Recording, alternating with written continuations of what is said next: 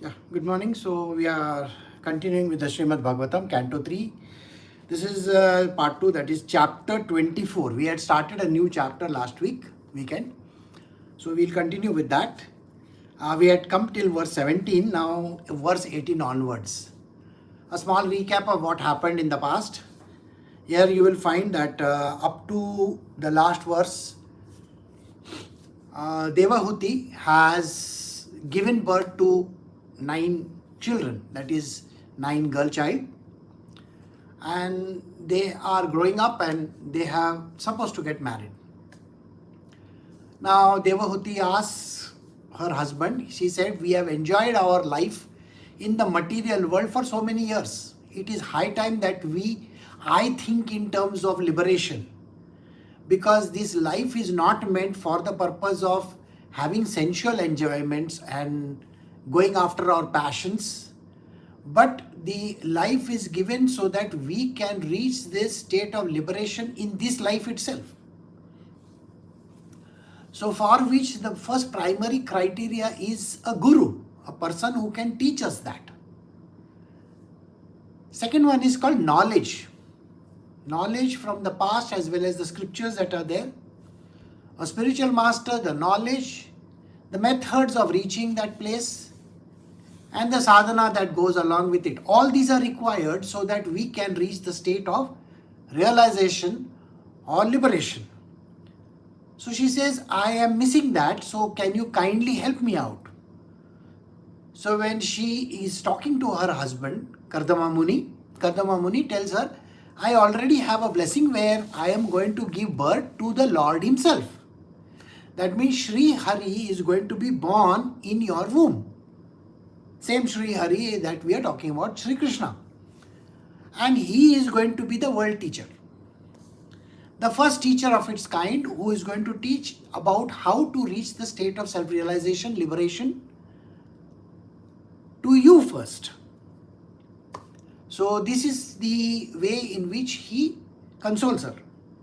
And now we are going to do from the next verse onwards, where we will find out exactly how this is going to work.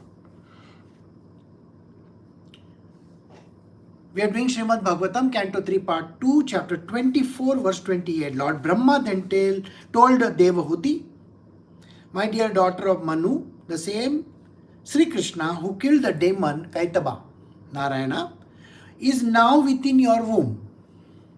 He will cut off all the knots of your ignorance and doubt. Then he will travel all over the world. Your son will be the head of the perfected souls. He will be approved by the acharyas, expert in disseminating real knowledge among the people. He will be celebrated by the name Kapila. As a son of Devahuti, he will increase your fame. So this is something which her husband tells her.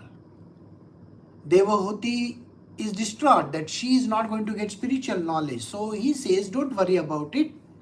The Lord himself has decided that he will come in this world so that he can pass on spiritual knowledge to you as well as to the rest of the world. See, in our scriptures, the difficulty of the scriptures is how they can be interpreted. Please remember this. The interpretation of the scriptures, the interpretation of these sacred verses is not a simple thing. Only the Lord himself can come and give an explanation about this. The scriptures, the Vedas and the Shastras that are there, Upanishads and all, they by themselves are so tough to understand that even when Brahmaji wanted to know the answer and his sons, remember his sons also wanted to know, the Lord had to come in the form of a swan. I hope you remember this. So here also, because the wife of Krsna Muni is asking for something impossible, the Lord has blessed them that he is going to take birth in the womb of Devahuti. He is going to tell her the secrets of these great scriptures, and so that she can reach the state of realization or liberation. In today's day and age, there is a very big difficulty. Today, the scriptures are misinterpreted. The common man who thinks he can say whatever he feels like and explain some kind of a weird nonsense is explaining this, and it is being put up in the material world, which is already predicted by the Lord, by the way. I'm sure you know that. The Lord had already predicted that a wrong interpretation of the scriptures is going to happen. The scriptures have been written with an intention. The intention is that they have to be used for the purpose during that particular yuga. But human beings are still going to archaic times, the old times, and they believe that these scriptures should be interpreted in the ancient way without any changes. It is wrong. The whole world has shifted. Please remember this. Today we are living in a world where at the forefront is science. Many times people believe that science is contrary to religion and the scriptures. No, it is wrong. The scriptures and the science is saying the same thing, except interpretation by human beings is wrong. A very simple answer will tell you why this is the same. If you believe that everything happens by the will of God, everything, literally any and everything happens by the will of God is a belief of the devotee of the Lord, then what makes you think that this science or whatever the riots that are going on or the problems that are there in this world of other religions taking over and all these kind of things is not the act of God? Ask yourself this question. Is it the act of God? If the God is so powerful, then He is Himself doing it, isn't it?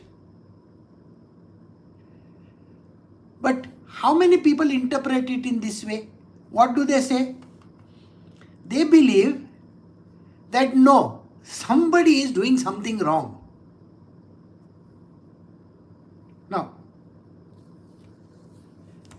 so this exact idea, that interpretation, which is what we are doing today, is called the explanation, satsanga,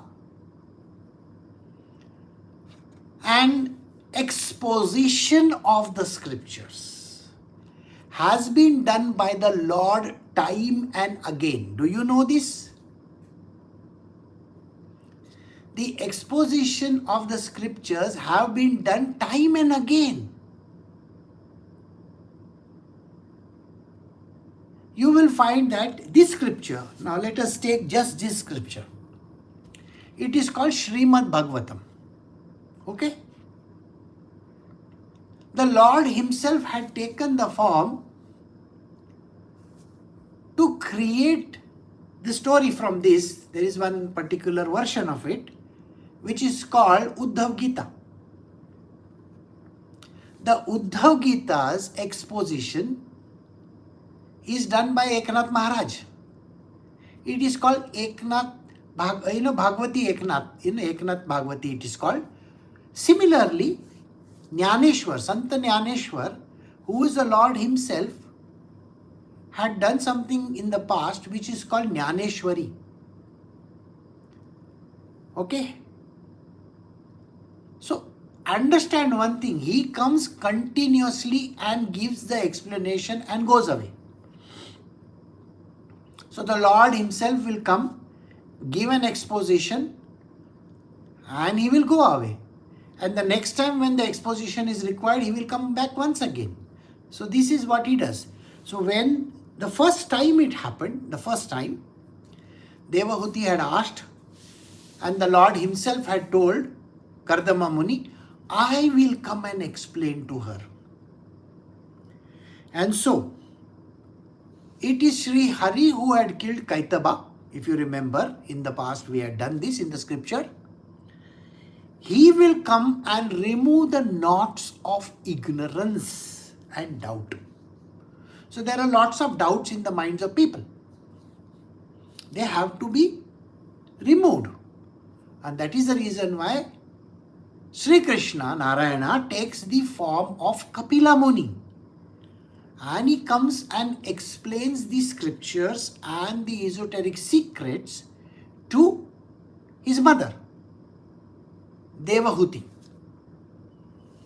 Once he finishes the explanation, then he takes the opportunity of going all over the world trying to teach the other people. And he will be called as a son of Devahuti. Sri Maitreya said, after thus speaking to Kardama Muni and his wife Devahuti, Lord Brahma, the creator of the universe, who is also known as Hamsa, went back to the highest of the three planetary system on the swan carrier with the four Kumaras and Narada. O Vidura, after the departure of Brahma, Kardama Muni, having been ordered by Brahma, handed over the 9 daughters as instructed to the 9 great sages who created the population of this world. So all this explanation was being given by Brahmaji. Kardama Muni, his wife, and everybody was over there. They all heard it. The gods also were present over there. And then Brahmaji sits on his vehicle, that is the swan itself, and flies back away into his own world. Now Kardama Muni is back to his place, location, and there, remember, those 9 daughters have grown up. So now it is time for them to get married. Why? Because they are going to be the one who will create the population in the world. So these are called the tribes, the different tribes that are going to come about. These tribes have spread across the world. So I will give you an explanation today how this thing has happened. So let us first read the verses and then I will come to the explanation. Kardama Muni handed over his daughter Kala to Marichi, another daughter Anusaya to Atri. He delivered Shraddha to Angira, Havirbhu to Pulatsya. He delivered Gati to Pulaha, the chaste Kriya to Kratu, Khyati to Bhrigu, Arundhati to Vashishta Muni. He delivered Shanti to Atharva. Because of Shanti, sacrificial ceremonies are well performed. Thus he got the foremost Brahmanas married and maintained them along with their wives. Thus married, the sages took leave of Kardama and departed full of joy, each for his own hermitage, O Vidura. Now, the scriptures are telling us how this entire race began. So these are the first, we can say, the first creation of the human race. So our forefathers are in these 9 sages. The seed was supplied by these 9 sages and their wives who were the carrier of the seeds. So that is the womb that was provided so that they could create the race. Each of these sages and their wives lived for thousands of years. Now these are called tribes. So there are total not 9 tribes as described, but 7 tribes in this world. These 7 tribes are spread in the 7 continents. Okay, 7 different places, and they are visible in the places where it is mentioned. Now you may wonder, was it possible to travel to these locations? Yes, it was possible to travel to the locations because these were sages. Their traveling did not happen on land. They traveled by their airplanes, if you remember. It is mentioned like that. So now we have this very strange idea that how is it that airplanes were available to the first sages, but they were not available to anybody till today. Today we have the mechanical type of airplanes, that is with metal and all that. These airplanes which we are talking about from the past scriptures, they were not running on the kind of fuel that we are having today. They were run by only willpower. Will. It is a very difficult thing for the normal modern man to understand this. It is really impossible actually. Today, if these kind of stories leak out, and if they are told, human beings refuse to believe them because they need proof of the pudding. Though the proof is visible right in front of their eyes, but still they are not able to grasp it.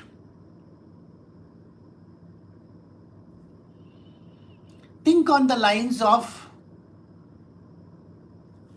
a chariot. There were some 3 or 4 chariots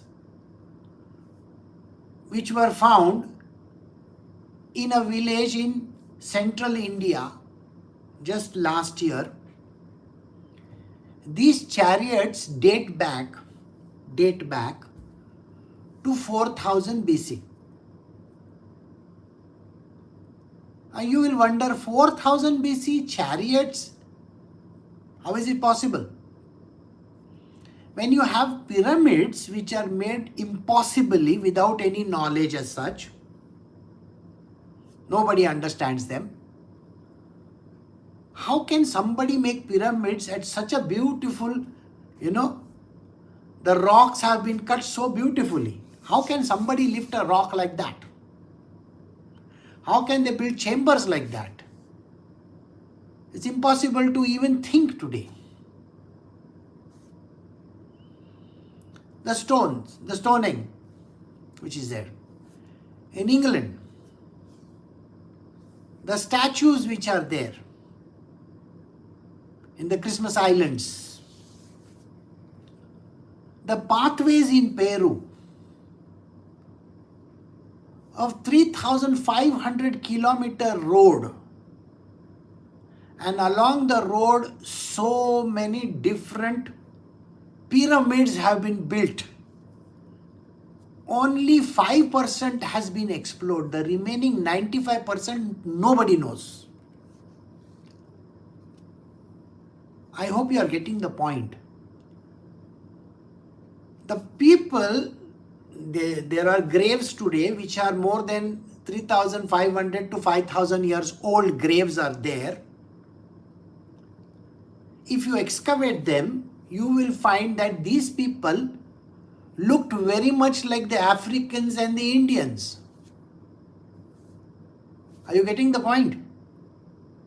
When the analysis of their DNA is done, the DNA is coming from African continent. It sounds very fishy, isn't it? Similarly, the same thing applies to other places in the world. So you will get an understanding that this is a very deep secret which nobody has an idea today. So it has to be explained very slowly. So these 9 people came about and created the races. So here he is given one example only one example. That is of his 9th daughter, which is called Shanti. Now Shanti was married to Atharva. Have you heard of the word Atharva somewhere? It is nothing but rites and rituals. Rites and rituals as prescribed by the Vedas. They have to be done in a certain manner. And we take the name of this lady at the end of it all. Shanti, Shanti, Shanti. Are you getting this whole thing? It is nothing but the way in which you can interpret it. So these 9 daughters were responsible for the creation of these races in the 7 islands in this world. Now you may think an island is a small place. No. An entire continent is an island. Okay? And now we are getting to a proof of how these continents happened about. Somewhere in 10,000 to 12,000 BC. Before that, there were no such things. What happened in this 10 to 12,000 BC is an ice age and all those things happened. We are today coming to this understanding slowly. Okay, let us continue. Verse 26. When Kardama Muni understood that the Supreme Personality of Godhead, Sri Krishna, the chief of all the demigods, Vishnu, had descended, Kardama approached him in a secluded place, offered obeisance and spoke as follows. Kardama Muni said, "Oh, after a long time the demigods of this universe have become pleased with the suffering souls who are in the material entanglement because of their own misdeeds. After many births, mature yogis by complete trance in yoga endeavor in secret secluded places to see the lotus feet of Sri Krishna. Not considering the negligence of ordinary householders like us, the very same Supreme Personality of Godhead, Sri Krishna, appears in our homes just to support the devotees." So here, Kardama Muni has given birth to his son. His wife has given birth to the son. The son is already born, but he appears outside to Kardama Muni so that he can explain a few things to him. And Kardama Muni, when looks at Sri Hari, who is now his son, imagine that, he is now the son, is very pleased with Hari being born in his household. So Sri Hari is standing outside over there under a tree, and Kardama Muni is praying to him and saying, "Thank you very much for taking birth in my household." The reason being, this world is literally gone to the dogs. Now I want you to understand this. There were only Rishi Munis during that first yuga. Okay? So during the Satyuga, only the Rishi Munis were there, and they were not in a position to do many such actions. For what reason? Only a few could reach God. Only a few could reach God. They were adept in their life by following the scriptures to the T, doing the meditation, singing the Lord's praises, and so on and so forth, and practicing their pathways. But the rest of the people, they were not ready for it. When they saw their own wives and they saw their households and all that, they were lost in it. You know, when you get lost in the householder's life, you are not going to remember God from any way, any angle. What is more important to you? Daily life, eating, drinking, sleeping, walking, talking. You understand what all this is these things are. When you are doing all these things, where is the question of remembering God? So the God is not remembered by anybody. They are so much lost in their bodily relations. First, they are bothered about their body, physical body. Second, they are bothered about their closest to their body, which is their innermost, the family there, wife and children. You got the point? Parents, wife and children. They are only bothered about them. Then they are bothered about their friends and relatives and others outside. And then the rest of the world. What is happening there? What is happening there? How things are with this? How things are with that? They are so much lost in their day-to-day affairs that the idea that there is something that they are supposed to do is never coming to them at all. That they are here in this world for a purpose. The purpose is to serve a certain job that they have come to do and be a devotee of the Lord.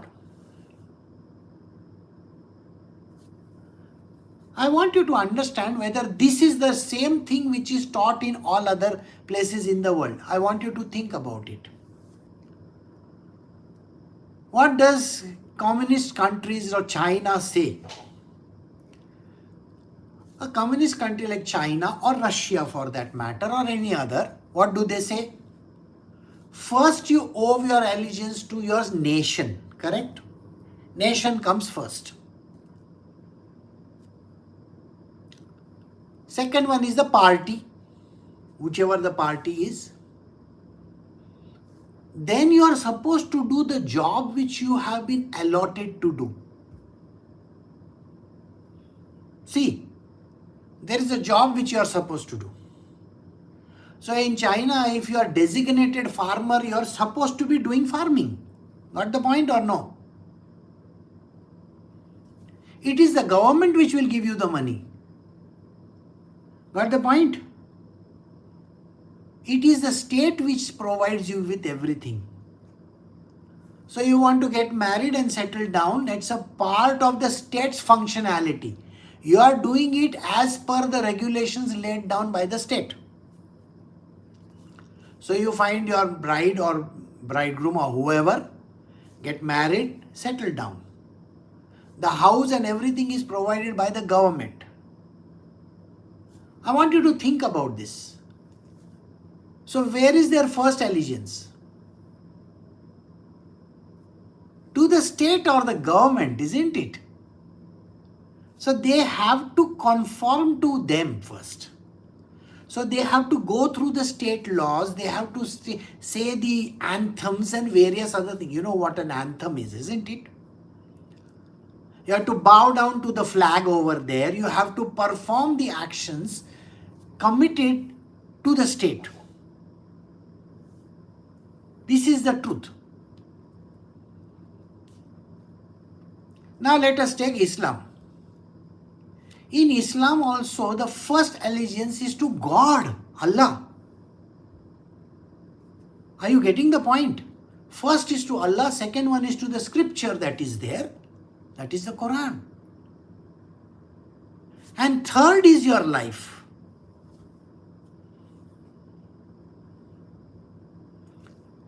Look at Hinduism. First allegiance is to yourself. What am I getting food to eat? Where am I working? Am I getting the money? Am I doing this? Am I doing that? So first is to yourself and your selfish needs. My wife, my children, my house. And you are lost in the EMIs and everyday earning, stressing yourself out. For this Hindu, so-called Hindu, he doesn't believe in any state at all. Like the communist people, they believe that there is a state, there is a country they are supposed to fight for and be, allegiance to them. The Hindu and today's American also, by the way, he is least bothered. He is more interested in eating money for himself. He is not bothered about the state or the country. They don't even bow down to their flags. When the flag is raised, they would rather kneel down and show disrespect to the flag. And they use it as their underwear. Have you not seen people in UK and USA making underwears out of a flag? What kind of respect do they give? You do that in India or Pakistan and see for yourself. They'll chop your head off. First allegiance is always towards the state. Please understand this. But Hindus are least bothered about it. I, me, myself. He doesn't care about religion at all. Look at all the people who are there in the world today. They think going to some blessed temple over there is a big deal. They are talking about corruption in the temple. They are least bothered about even taking part in a temple activity, and they are talking about corruption in a temple. First you have to owe your allegiance to God. That is why you are here, no? Not because you have to serve your wife. When I see people in the 60s and all that, literally, I have to get vegetables for my wife. She is gone for yoga classes. Oh, she is gone for yoga classes. You are cleaning the house. What kind of an idiot is this person? When I started talking about God, they don't want to hear. Oh, I am getting late, I have to go and cook in the evening. Really? For your wife who is 60 plus and for your daughter who is 40 plus? What kind of an idiots are you? So much lost in this day-to-day affair with the family. God doesn't appear in their world at all. No. Even if they understand, even if they know that if God has not come in your life, there is an afterlife also. There is a judgment day. On the judgment day, now think about it, I want you to understand this. Let us say you people are married. Okay? There's a husband and a wife over there. Alright? The husband dies at 60. The wife lives till 85. I want you to think about this. Husband dies at 60, wife lives till 85. She is thinking, my husband, my husband, my husband, my husband, my husband. Same thing if I reverse it also. The man is living till 85, wife is dead at 60, 65. My wife, my wife, my wife, my wife, my wife. Sorry boss, the day she went for the judgment, with Yamdeva, upstairs somewhere, Yamdeva told her, these are the sins that you have done, you have to go and wash all your sins, go. And after that, she's already born and she might have already, been married to some other man. So how are you still claiming she is your wife? Now she is married to some other person, no? 25 years you are living in this world. 25 years you are living in this world and you are still thinking, oh, my wife passed away many years ago. Who the hell cares about your wife? She went away, she's dead and gone, she's reborn again. Maybe she is born as a dog and she will have children, 10 children with 10 different dogs for all you care. What are you talking about your wife? Or your husband. What is this husband and wife that you are talking about? Don't you know the scriptures? It is about rebirth, isn't it? And in your rebirth, you are going to be with the same person, same idiot who has made your life miserable. When are you going to understand this? Your job is to move towards the Lord. You are here in this world to do some good in this world. You are not even a Muslim, you are a Hindu who is disobedient to the core. You are only interested in earning money, looking after your family, having bank balances, building houses, making some properties. That is all you are interested in. For you, God doesn't appear. But you have come in this world for that God isn't, even the child of yours is not your child. When are you going to understand this? On a judgment day? And because of this short-sightedness of yours, you are going to be taking a birth in the worst womb ever possible. Maybe the same son of yours is going to, make, dissection of your frog. You might have become a frog in your next life. And the same son of yours is going to dissect this frog. How are you going to like it? So please understand this, that you have a life which is short, which is extremely short. We don't know when you are going to die or when somebody is going to die. Use this life for the proper purpose. Do your duty and look at this liberation and self-realization as a primary focus. Devahuti understands at the end, after giving birth to 10 children. The 10th is her son, who is going to now teach her. Okay? So, he appears in our homes to protect us, his devotees. Kardama Muni said, "You, my dear, are always increasing the honor of your devotee, have descended in my home just to fulfill your word and disseminate the process of real knowledge." When you sit for the satsang, you are getting real knowledge. Please remember these words. These are our scriptures. This is not some fake nonsense that you can hear in Twitter or somewhere. Please remember this. The Lord comes over there so that he can disseminate real knowledge about life. Why are you here? When is it going to appear to you why you are over here? You are not over here to create children, have a wife, have this, enjoy your life, work till the end of your life, have friends, go around drinking, smoking, this, that. That is not life. No. And nobody is yours. No father, mother is yours. No husband, wife is yours. No children are yours. If you die tomorrow, you will be born again and you may take some other body. At that time, you may be born as a dog. You go near your wife who is still living. She's going to kick your ass and throw you out. Maybe she'll poison you. That is okay? Allowed?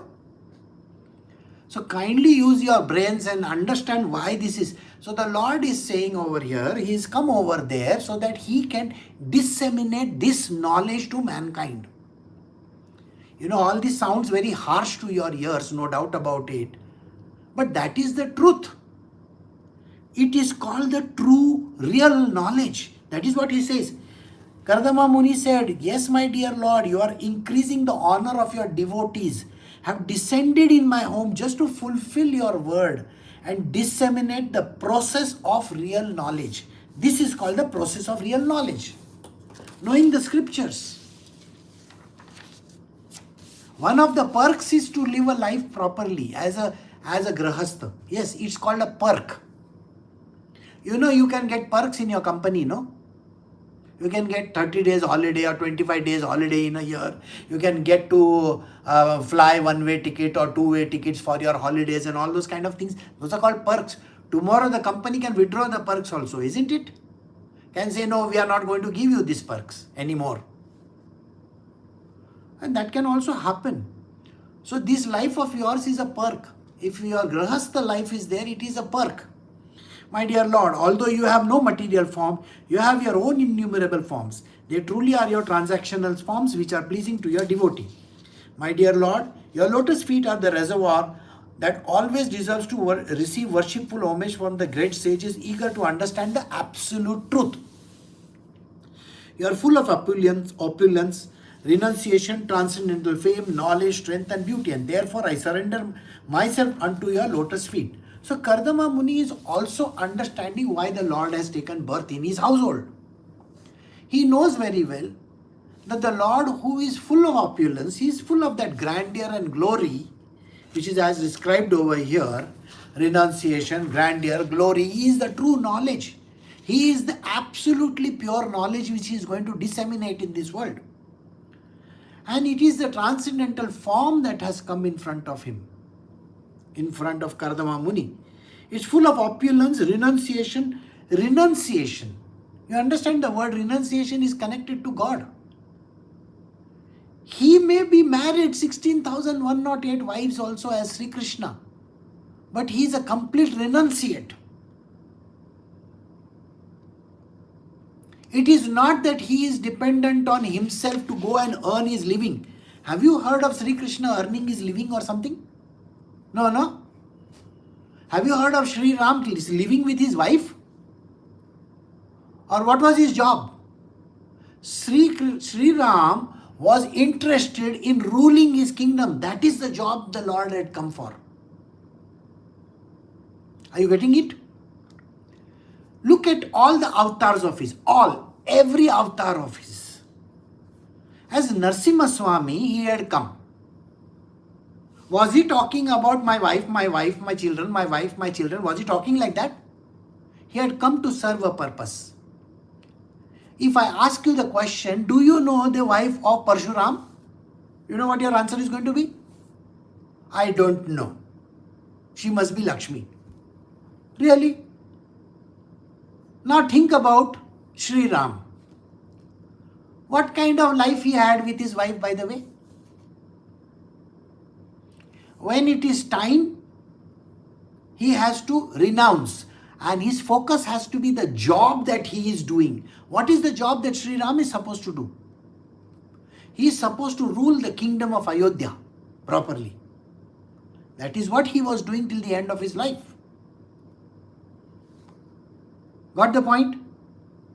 And when it was time for him to find a successor, he found his wife in the jungle and his two sons, and he appointed them successor, and he went and took Jala Samadhi. You know what the Jal Samadhi is, no? Because once you finish your life, when you have finished your purpose, you are not supposed to be around. Human beings on this earth are still, I want to live till 80, 90, 100, 110, 115. They are still saying these words. The answer is not in that. The answer is you have to do your duty and finish it off. Find a successor. That's it. None of his avatars you will find that he is there with anybody, including his family. Which family is he there with? Look at even Shivji.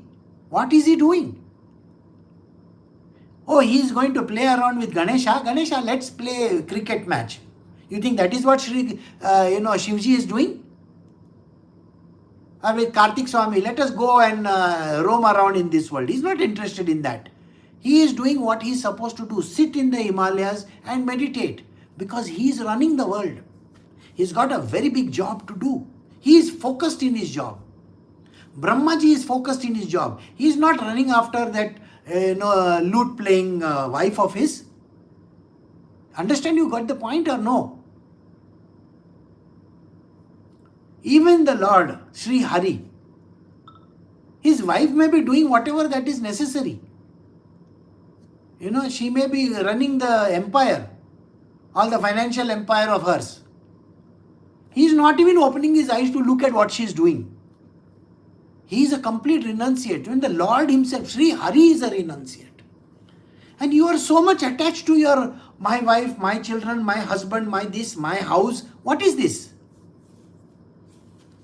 I surrender unto the Supreme Personality of Godhead, descended in the form of Kapila, who is independently powerful and transcendental, who is Supreme Person and the Lord of the sum total of the matter and the element of time. It is fully cognizant maintainer of the universe under the three modes of the material nature, who absorbs the material manifestation after their dissolution.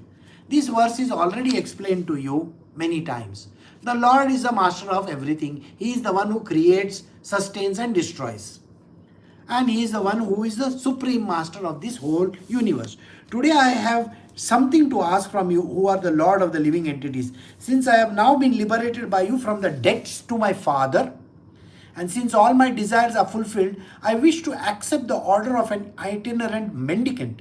Renouncing this family life, I wish to wander about free from lamentations, thinking always of you in my heart. Okay, now, what is he telling the Lord? What is Kardama Muni telling the Lord? He says, Lord, I want to ask you for some gift. I want you to give me this blessing.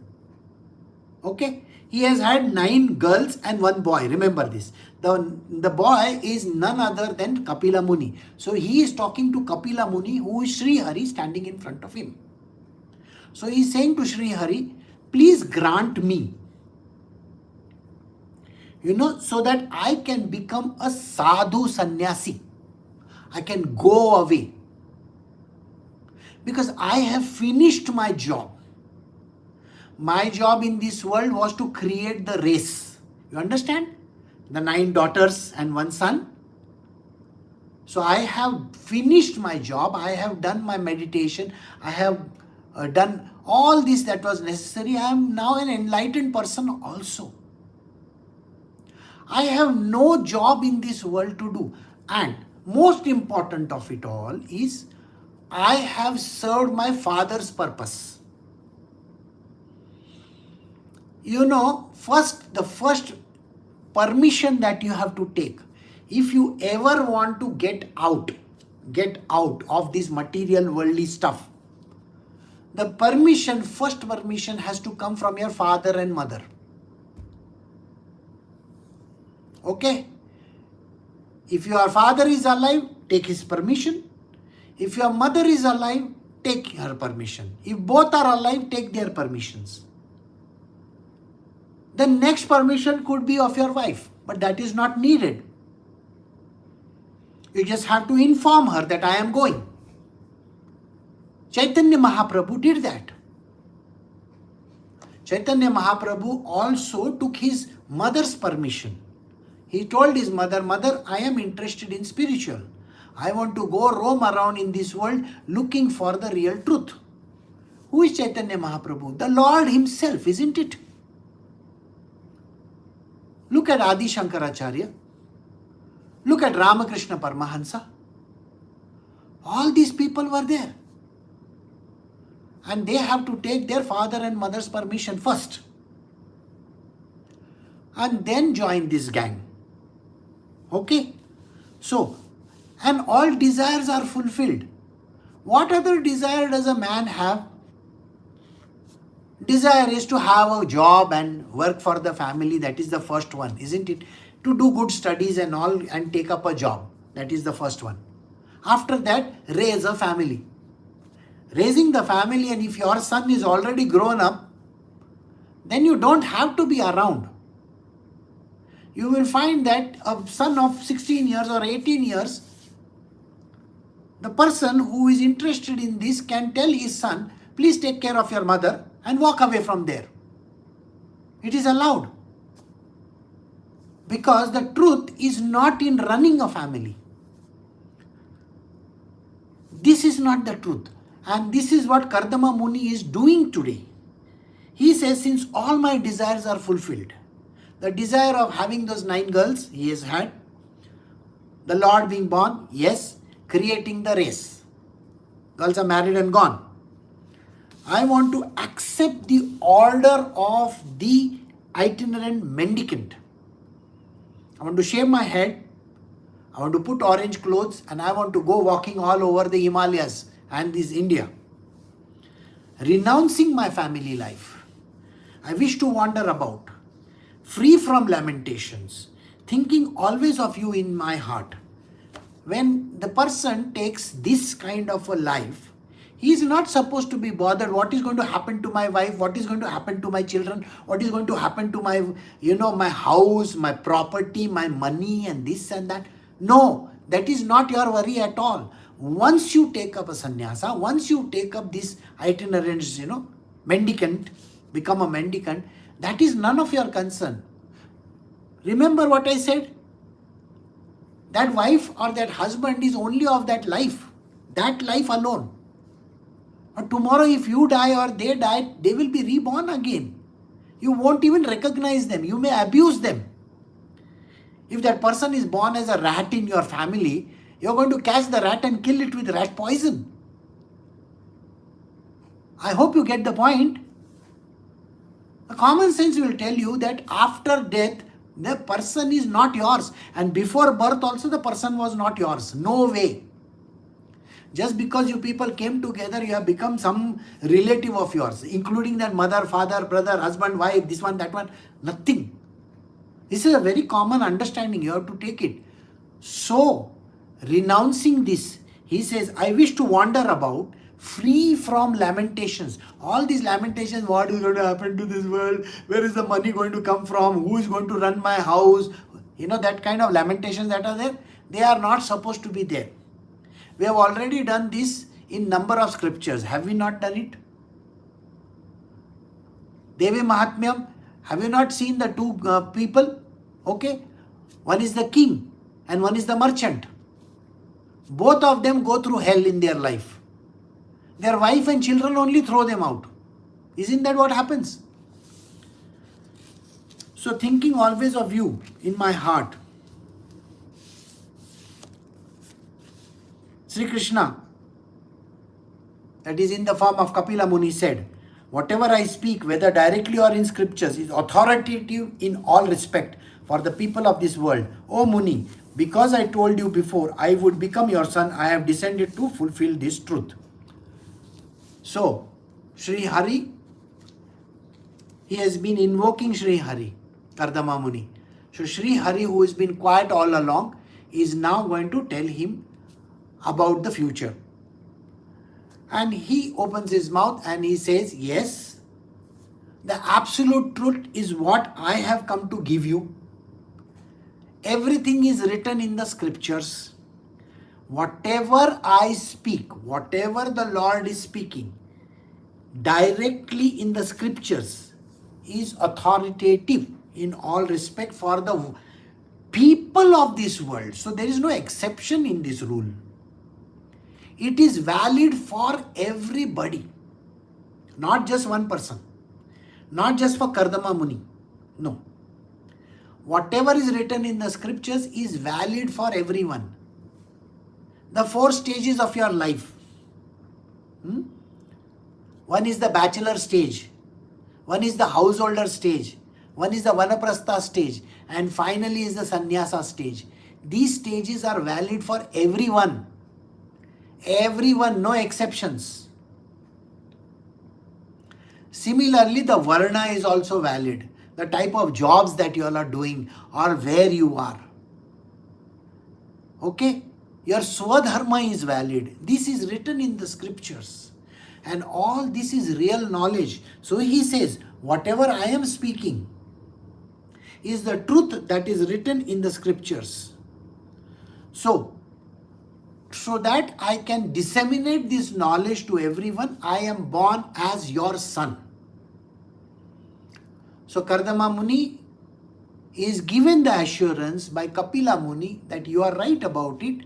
I am Sri Hari now in the form of your son as Kapila Muni.